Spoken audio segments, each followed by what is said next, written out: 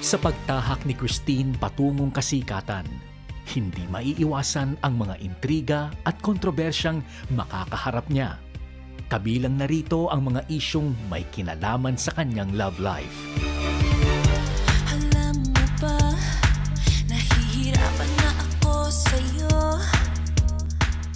Relasyon nila ni Mark, maganda eh. Very close. Okay sila eh. Okay sila. Kala ko pa, nag-iisa ako sa puso mo. Pero hindi ko alam yung paano nagkaroon ng switch. Hindi ka lang ano yung chismis dyan. Bata pa nun, yung wala pa. Parang papapi love lang, parang mga ganun, or wala lang yun eh. Mark Heras. Puppy love. Heartbreaker, heartbreaker, heartbreaker, heartbreaker, heartbreaker. Crush ko lang siya kasi ang galing yung... Parang cute niya noong time na yun eh. Hindi ko masasabing seryoso kasi hindi pa ganun kalalim yung foundation namin noon. Bata pa talaga as in. Pero siya siguro yung first showbiz boyfriend ko.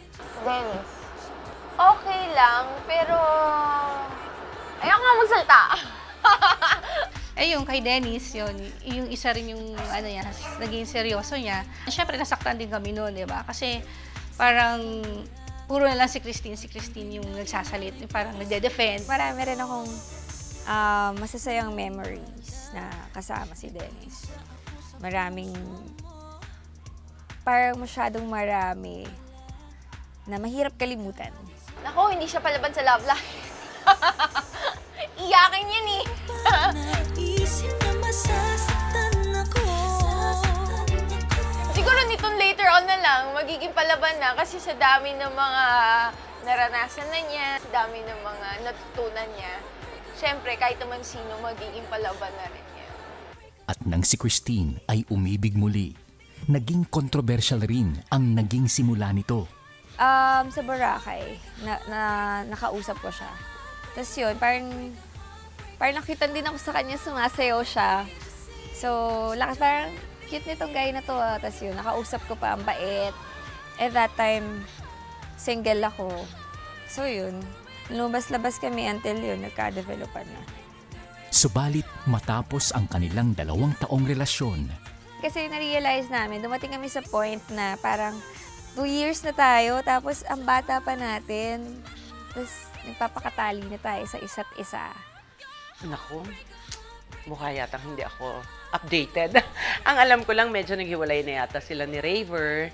So, hindi ko naman alam kung anong dahilan kung bakit sila naghiwalay. Hindi naman namin alam na wala na sila. Talaga? Sabi ko, magpagayon pa man, Thankful ako, kasi talagang nakatulong din siya sa akin para maging okay ako sa buhay ko. Lalo na in times na down ako. Ayun, parang kaya pa ulit-ulit ko sinasabi na blessed ako na nakilala ko siya. nang kumalat na ang balitang hiwalay na nga sila ni Raver, nakaladkad ang pangalan ni Derek Ramsey. Si Derek, naging close kasi kami sa No Other Woman eh. So after, hindi ko akalain na magiging close kami nung lalaking yun eh. Kasi parang Derek Ramsey, parang masyadong parang seryoso na parang uptight na ewan. Let me make it up to you.